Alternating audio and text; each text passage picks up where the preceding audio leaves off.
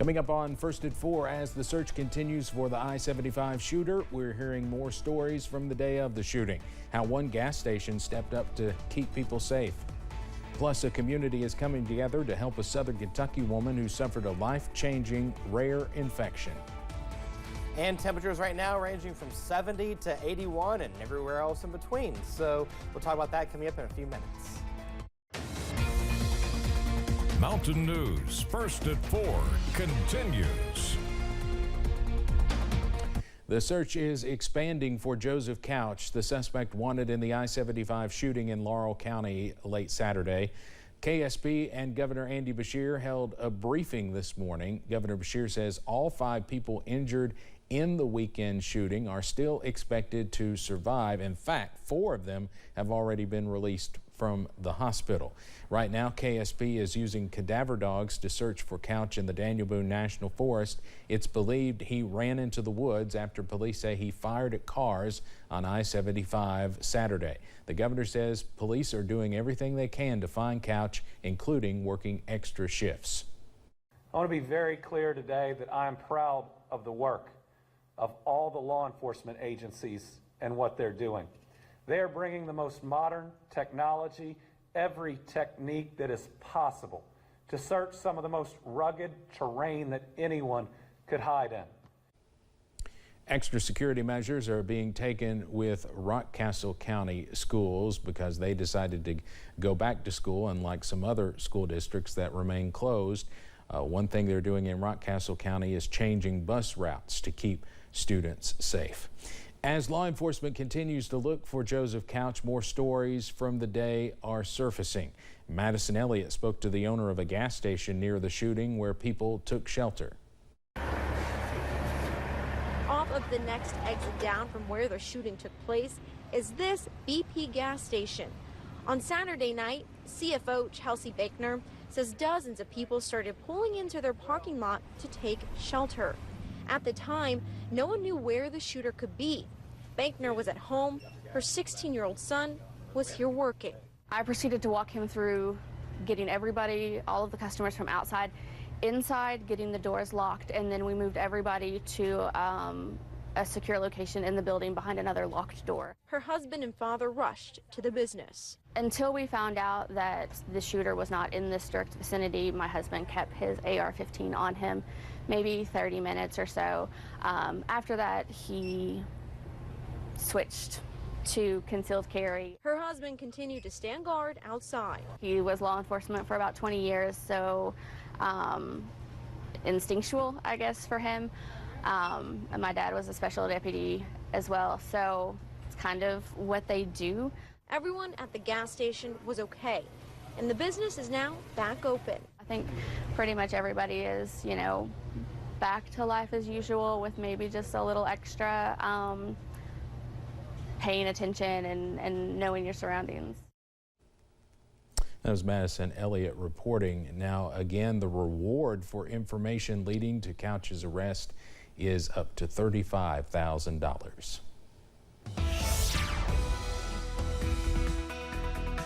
We're seeing plenty of cloud cover out there at this hour, and temperatures right now are substantially cooler than 24 hours ago. Take a look at the latest at Buffalo Mountain. You can see the clouds billowing across eastern Kentucky. That cloud cover is thanks to Tropical Depression Francine, where it is way off to the west of us, but we're still getting the cloud cover from it. Right now, we're seeing temperatures in the 70s, even low 80s, 81 Moorhead, 84 Prestonsburg, 70s from Pikeville down to Middlesboro up towards the Somerset area. We are substantially cooler as compared to 24 hours ago, as mentioned. 11 degrees cooler in Harlan, 11 degrees cooler in London, 13 degrees cooler in Somerset, 5 degrees cooler in Moorhead. The outlier here, Ashland, 1 degree warmer than 24 hours ago. Here's live pinpoint Doppler radar, seeing a few little renegade showers on the radar scan. Other than that, we're staying mainly cloudy across eastern Kentucky, and we'll see temperatures going into the mid-70s by the 9 o'clock hour, upper 60s by 3 a.m., upper 60s by 5 a.m. When you wake up in the morning, look at the temperature spread. Low to mid-60s, a mild evening nonetheless. Now, rain chances are in the forecast. We're going to talk about that, plus have a look at the latest drought monitor. There's a big change in this week's drought monitor. We'll talk about that in the First Alert forecast in a few minutes. Steve. All right, Eric, thanks. A major construction project is underway for a southern Kentucky woman who suffered a life-changing rare infection last year. Cindy Mullins lost both arms and legs, and her life changed forever. Numerous people, businesses, and organizations have stepped up to help her in her new way of life. She and her family are also getting a brand new home, and that house is going up fast. WYMT's Phil Pendleton has more on the project in Lincoln County. The project started Monday, minus the foundation and the chimney. The plan is for the entire home, inside and out, to be finished by next Wednesday. And hundreds of volunteers are helping out, and lots of money and resources have been donated. 6 contractors were called in to start the home Monday, and with Thursday being day 4 of the 10-day build, a lot has already been accomplished. The home is for Cindy Mullins, who suffered a rare kidney stone infection that caused amputations of parts of both arms and legs. They knew having a newer, more wide-open home would make it easier for them. Through the 10 days, 300 volunteers will work on it, and numerous people have donated hundreds of thousands of dollars. It's being called the Mullins Miracle. Well, really, the name was chosen by Cindy and DJ themselves. You know, they said if this happens, it's going to be a miracle. And I asked them, what would you like to call the project? And they said, what about Mullins Miracle? And I am told this is a smart home, meaning that Cindy Mullins will be able to operate some of the appliances, lights, and other fixtures by speaking what it's supposed to do instead of touching it. In Lincoln County, Phil Pendleton, now back to you.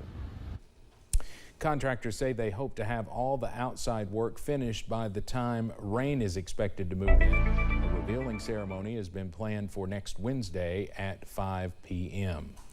Kentucky is celebrating the blessing of its newest safe haven baby box. The new addition is in Hardinsburg in Breckinridge County. It marks the 42nd baby box in the Commonwealth. The 40th and 41st were blessed in Pikeville and Hazard earlier this week. Once a baby is placed inside, the box locks and healthcare workers are notified immediately. It is a secure and compassionate option for parents in crisis. Right now, there are 265 of these boxes dispersed across the country. Apple Atcha was a seed planted in the summer of 2021. Now it's bringing smiles to families in Martin County and beyond. WYMT's Buddy Forbes has an update on the growing business. Martin County's investment in agriculture is now bearing fruit as Apple Atcha celebrates its first harvest. The Agritech project was planted in 2021, bringing an apple orchard to a reclaimed coal mine in Martin County. Officials say the project has grown and expanded since then, and the first apples were picked this summer. Now, with the harvest season on its way, the orchard is celebrating its first season of success. Everything in the orchard has been harvested. We have sent fruit out to Michigan, New York, and Ohio, and then we're selling it locally here also by the orchard. Those with the orchard say the apples have already been a big hit with the community, and it's nice to see people picking produce right here at home. In Martin County, Buddy Forbes, WYMT Mountain News.